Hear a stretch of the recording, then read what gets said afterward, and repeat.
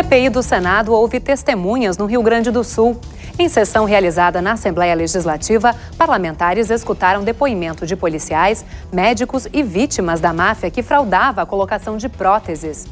Diagnóstico do Tribunal de Contas revela que quase 70% dos municípios gaúchos não possuem serviço de transporte público e mais da metade não tem contrato de prestação de serviço. Crise econômica reduz produção da General Motors e preocupa metalúrgicos de Gravataí. Termina sem acordo o primeiro encontro da mesa de negociação entre governo e magistério. Semana do Vinho promete movimentar a economia gaúcha no final do outono.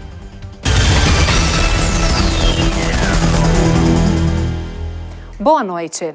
A CPI, que investiga a máfia das próteses, realiza hoje e amanhã audiência pública na capital. O objetivo é escutar vítimas, Ministério Público e envolvidos no esquema de superfaturamento. A denúncia ocorreu em janeiro e mostrou que médicos faziam cirurgias desnecessárias para receber comissão dos fabricantes de próteses. Representantes do Ministério Público e da Procuradoria-Geral do Estado foram convocados para relatar ao senador Magno Malta, que preside a CPI, e à população informações sobre o andamento da investigação. No Rio Grande do Sul, mais de 70 casos estão sendo apurados. Nós não convocamos porque são vítimas e simplesmente, num determinado momento, eles começaram a se amedrontar. Veja que isso não é uma coisa simples, né? É uma coisa, de fato, que envolve uma máfia, que envolve dinheiro, né, e muito dinheiro. 8 vítimas foram convidadas a falar na CPI, mas apenas uma compareceu. Em 2014, Edson foi incentivado pelo médico a buscar a justiça para realizar uma cirurgia na coluna. A operação custaria cerca de R$100 mil. Ele conseguiu a autorização, mas na hora de marcar a data para o procedimento, ocorreu a denúncia. Fui procurado pelo Procurador-Geral do Estado. Daí foi quando ele me disse que o meu processo estava congelado, porque já ia iniciar a investigação em cima de tudo, então eu já não ia me operar mais dentro daquele processo.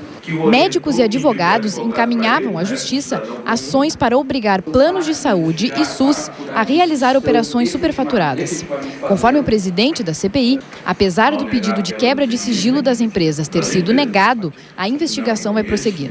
Graças a Deus que tem a CPI, que não depende do juiz para quebrar o sigilo, e nós vamos quebrar o sigilo das empresas, sim, para que nós possamos dar continuidade à investigação. Em 2 ou 3 meses a gente consiga concluir essa investigação e aí sim o Ministério Público no trabalho de elaborar a denúncia pelos crimes que sejam efetivamente apurados, demonstrados no decorrer da investigação. A audiência pública da CPI segue nesta sexta-feira para ouvir médicos, advogados e empresários do ramo de material cirúrgico. Eles são suspeitos de fraudes contra a população e, caso não compareçam, devem ser conduzidos pela Polícia Federal. Um diagnóstico do Tribunal de Contas do Estado alerta para o baixo nível de acesso da população gaúcha ao transporte público urbano. Quase 70% dos municípios não têm este serviço disponível. E quando ele existe, a situação muitas vezes é preocupante. Para falar sobre esse assunto, nós vamos conversar com o auditor do TCE, Ayrton Rebaim. Boa noite, Ayrton. Boa noite. Seja bem-vindo. Obrigado, Dalva. E para dar início à nossa conversa, eu gostaria de começar apresentando alguns dados que constam nesse diagnóstico apresentado hoje pelo TCE. Começando com o diagnóstico, com o gráfico que mostra quantos municípios do estado têm hoje o serviço de transporte coletivo. A gente consegue ver aí que dos 497 municípios gaúchos, só 166 têm o transporte coletivo urbano e ou rural, né? Corresponde a 33%, portanto, do estado, e os demais 67% não têm. Né, dados que foram coletados entre setembro e novembro de 2014. Mais preocupante do que esses dados é o fato de que a maioria desses municípios onde existe o transporte coletivo não tem contrato para prestação de serviço, né? Como a gente consegue ver no segundo gráfico que está sendo apresentado, 51% dos municípios que têm transporte coletivo urbano não têm contrato, 38% estão com contratos vencidos e só 11% estão ainda com os contratos em dia. Nos casos, Ayrton, nos casos em que existe um contrato, não necessariamente esse contrato é uma licitação, certo? Certo. Nós temos uma grande herança ainda dentro dos sistemas de transporte coletivo, de acordos passados, de prestação de serviços que se originaram antes mesmo da lei de concessões. Então, nós temos um universo ainda de contratos a serem formalizados mediante licitação. Esse é o ponto importante do diagnóstico, inclusive vai orientar o nosso trabalho de auditoria, nossos planos de auditoria lá no tribunal. E, por outro lado, também esses dados servirão para as próprias prefeituras organizarem esses processos licitatórios. Haja vista que esse diagnóstico tem 80 páginas, tem inúmeras informações, muitos dados que com certeza vão ser muito úteis para os municípios. E nesses 166 municípios que declararam possuir o transporte coletivo, interessante dizer que 100 deles possuem até 5 veículos, até 5 ônibus. E somente 8 municípios possuem mais de 100 ônibus operando, né, nas suas frotas. Esses dados também são interessantes à medida que os processos licitatórios buscam atrair novos investidores, novos operadores, como é o caso de Porto Alegre. Então, isso dá uma dimensão do tamanho, né, da infraestrutura colocada no transporte coletivo no estado. Que por enquanto ainda é precária, né? E a licitação, ela pode realmente ajudar a melhorar a qualidade nos municípios em que isso aconteceu? O que os dados do diagnóstico mostram? E é muito presente os benefícios que o processo licitatório traz para essa política pública. Nós observamos que consta no diagnóstico o município de Esteio, é um município que fez a licitação há pouco tempo e tem uma idade média da frota em 3 anos e meio. Além disso, lá também 100% da frota, segundo os levantamentos, possuem ar-condicionado. E a própria acessibilidade também atinge a 95%.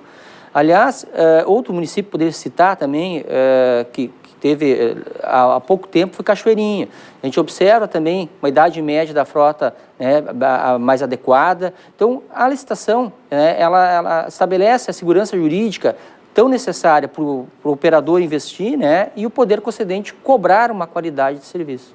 Falando em qualidade de serviço, tem um outro gráfico que consta no diagnóstico que mostra que 60% dos municípios que têm o transporte coletivo urbano declararam não ter regras para esse serviço prestado, 27% têm regras que constam em contrato e 13% dizem ter regras, mas não têm contrato. A população, portanto, mesmo quando tem esse serviço à disposição, não necessariamente tem um serviço de qualidade que está sendo fiscalizado. Com certeza. E esse também foi um dos pontos identificados nessa coleta de dados feitas para o diagnóstico, que o poder concedente precisa se estruturar melhor, ele precisa tomar para ele, né, as rédeas, ou seja, o controle, o gerenciamento, né, dos melhores meios de operar o sistema de transporte coletivo. Então, esse é um trabalho ainda a ser feito, né, a ser totalmente apropriado, né, pelo poder concedente, ou seja, pelos municípios. Agora, a Lei Nacional de Mobilidade Urbana, que é de 2012, ela prevê que os municípios todos façam licitação para conceder, né, o serviço de transporte público, e isso não está acontecendo. Como é que o TCE pode agir? Quais são as punições previstas para fazer com que esses municípios, aos poucos, sigam essas regras, né? Historicamente, o tribunal, nas suas auditorias, quando encontram essas situações de falta de licitação, de contratos precários, é histórico na casa os apontamentos nesse sentido, e a gente tem diversos exemplos onde foram realizados esses apontamentos, né, os gestores foram responsabilizados e foram resolvidos esses problemas. Foram realizadas licitações, tem alguns processos que muitas vezes foram iniciados e foram, né, parados por algum motivo ou outro, mas a gente pode dizer que tem dado certo o trabalho que o tribunal tem feito, né, o tribunal tem acompanhado isso de perto. E, caso não seja resolvido, tem punição com multa e possíveis notificações? Sim, enfim, sim. Até a própria... ele pode ser responsabilizado nas suas contas em função de não estar, né, atendendo a essa necessidade. Ok, muito obrigada pela entrevista. Conversamos com o auditor do TCE, Ayrton Rebay, explicando um pouco sobre esse diagnóstico do transporte coletivo por ônibus aqui no estado, que mostrou que a gente ainda tem muito a evoluir, não é? Temos e acho e acredito que nós vamos, aos poucos, conseguir ter um transporte satisfatório, de qualidade para a população gaúcha. Obrigado, boa noite. Eu que agradeço. Os servidores municipais de Porto Alegre decidiram entrar em greve a partir da próxima quarta-feira. Em assembleia essa tarde, eles rejeitaram a proposta de reajuste salarial de 8,1% apresentada pelo Executivo. Durante a manhã, os funcionários chegaram a bloquear o acesso ao prédio administrativo da Prefeitura, localizado na Rua Siqueira Campos. Eles reivindicam aumento de 20%. Uma nova assembleia da categoria já está marcada para o final da próxima semana. E terminou sem acordo a primeira audiência da mesa de negociações entre o governo do estado e o Sindicato dos Professores do Rio Grande do Sul. A mesa pretende discutir formas de reajuste dos salários da categoria. Durante a reunião, a direção do CEPERS apresentou propostas. Como já é de conhecimento do governo, a categoria pede o reajuste imediato de 13,01%, aprovado em janeiro e ainda não cumprido, e o aumento de 34,67%, percentual que falta para atingir o piso nacional do magistério, além de um acréscimo no Vale Refeição. Reafirmamos para o governo, continuamos na mobilização, a categoria vai aumentar a pressão, porque não dá para pedir para a gente apertar mais o cinto, já chegamos no nosso limite, recebendo 48% do que nós deveríamos estar recebendo. Eu acho que não é possível a gente fazer mais sacrifícios. Na avaliação do governo, a primeira audiência representa um grande avanço na relação com o sindicato.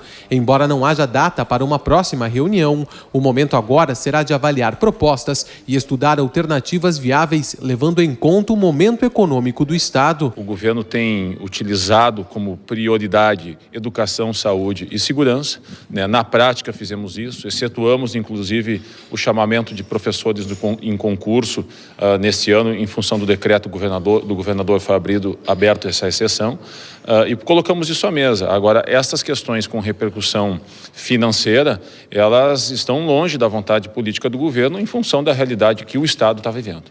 A partir de agora, a direção do sindicato deve seguir em caravana pelo interior para mobilizar professores sobre a pauta da categoria. O sindicato não descarta decretar greve a partir de junho.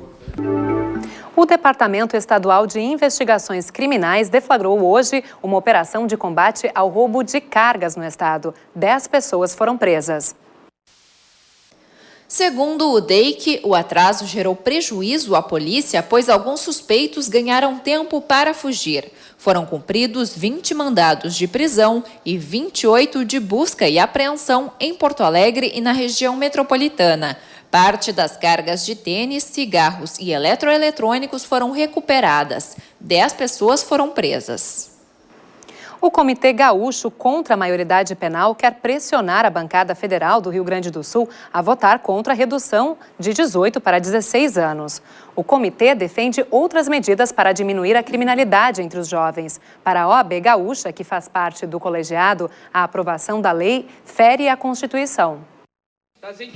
A audiência pública aconteceu no auditório Dante Baroni da Assembleia Legislativa e reuniu representantes das entidades, instituições e movimentos sociais que formam o Comitê Gaúcho contra a redução da maioridade penal. Na mesa suprapartidária estavam deputados estaduais, representantes de deputados federais, vereadores de Porto Alegre e dirigentes de instituições. Nós temos que sair daqui com 3 movimentos. O primeiro é uma carta aos deputados e aos senadores gaúchos. Segundo, é uma massa crítica que nos permita fazer esse debate com a sociedade gaúcha e mostrar para a sociedade gaúcha que a redução é um equívoco e que nós precisamos construir outras políticas para a juventude. E terceiro, que é o mais importante, é construir essas alternativas para a juventude na concretude da vida.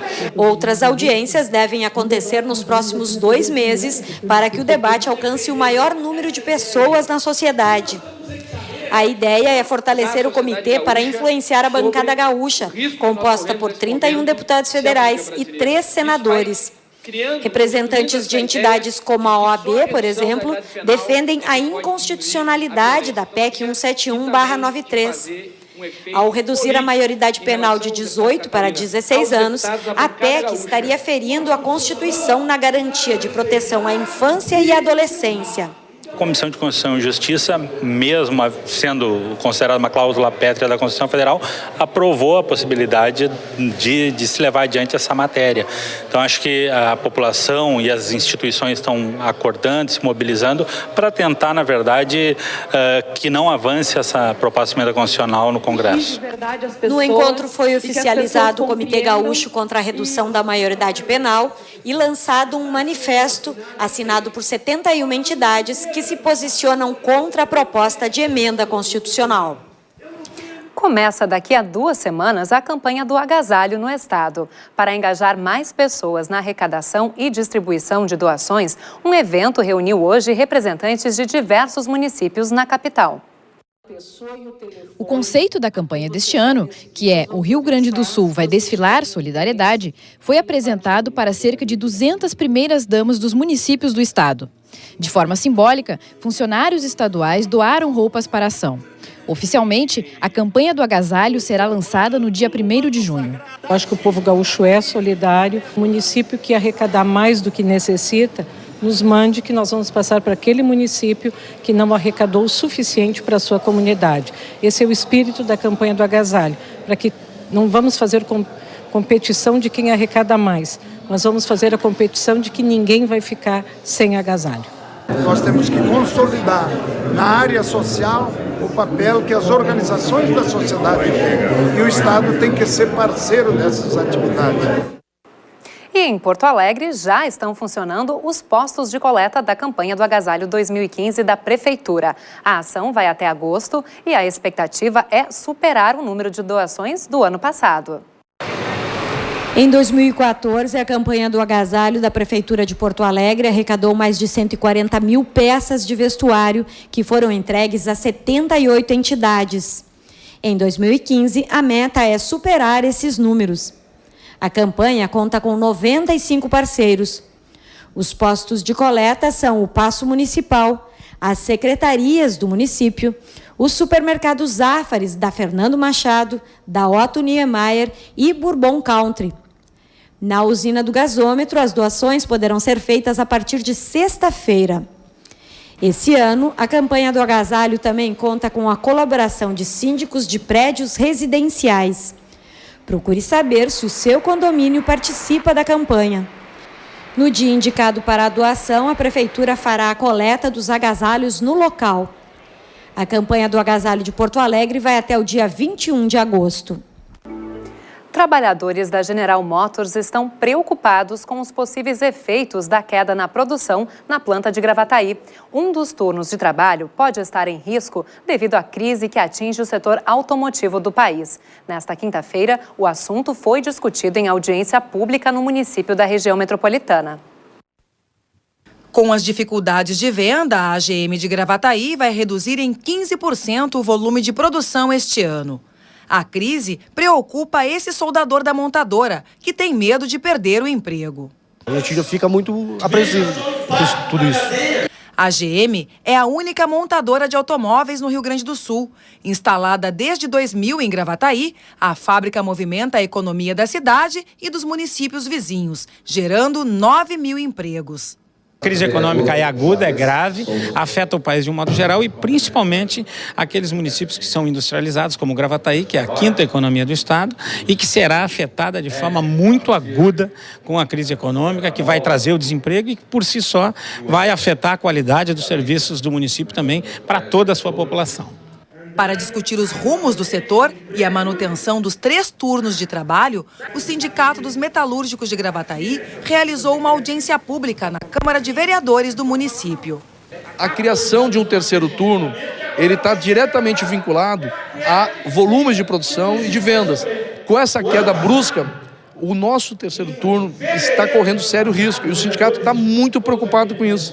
O risco de haver uma redução de um turno de produção implica no impacto, no mínimo, 1/3 de todo o volume de mão de obra. Isso é uns 3 mil trabalhadores. Com as vendas em baixa e o pátio lotado de veículos, a GM propôs uma solução conjunta com os trabalhadores para evitar demissões.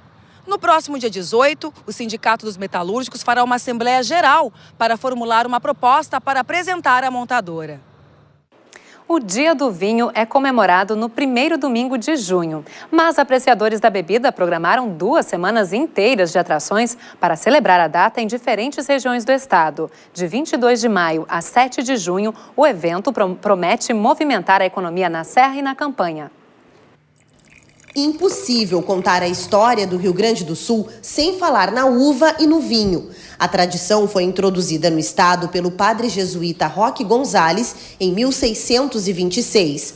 Desde então, as paisagens sulinas foram tomadas pela fruta e pelo seu derivado mais nobre. A produção chegou a ser proibida pela coroa portuguesa, mas foi retomada pelos imigrantes alemães e italianos no fim do século XIX. Hoje movimenta a cultura, o turismo e a economia. No ano passado, o Rio Grande do Sul produziu 374 milhões de litros. Vivemos um momento até, posso dizer que bom, devido à alta do dólar, impedindo um pouco a entrada de vinhos importados. Isso facilita com que o nosso produto ganhe um pouco de mais espaço, com um preço mais acessível, né? Cabe ao setor vitivinícola propiciar à sociedade um contato mais fácil a estes produtos que são, competindo com qualquer produto a nível do mundo pela qualidade do nosso trabalho e da tecnologia que existe hoje. Para celebrar a bebida e atrair turistas, 13 municípios organizam a 6ª edição do Dia do Vinho. Neste ano serão 2 semanas, não só na Serra, mas também em Porto Alegre, na Feira de Vinhos do Gasômetro e na região da Campanha. A expectativa é aumentar os negócios em 20%. E para isso, o setor aposta em várias atrações. Eu acho que as cantinas promovem bastante. É um período bom de safra de vinho, um período bom para as pessoas adquirirem vinho, principalmente. Quem quer reforçar seus estoques, preços promocionais, com até 30% de desconto, né? Temos reality show, nós temos eventos nos restaurantes, temos tarifas promocionais nos hotéis. As pessoas têm muitos motivos para subir a serra. E agora vamos falar da fauna e da flora do litoral sul que estão em exposição. Há mais de 60 anos, o Museu Oceanográfico de Rio Grande leva à comunidade conhecimento sobre a vida marinha da Costa Gaúcha. A reportagem é da TV Mar.